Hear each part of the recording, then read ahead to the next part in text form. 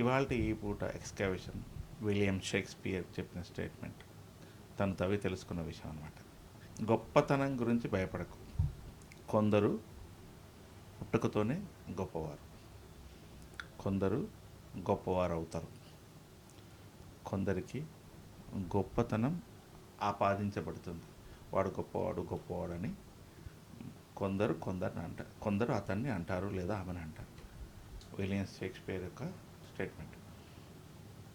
అంటే తన జీవితంలో కొన్ని వందల వేల బుక్స్ రాసిన ఆయన, వాటెవర్ నావెల్స్ అనొచ్చు, వాటెవర్, చాలా గొప్ప విషయాలు, ఇన్స్పిరేషనల్ పోయిట్, ఆథర్. అలాంటి ఆయన ఈ ఒక్క లైన్తో తన ఎక్స్కవేషన్ మొదలైంది అని చెప్పేసి చెప్తాను.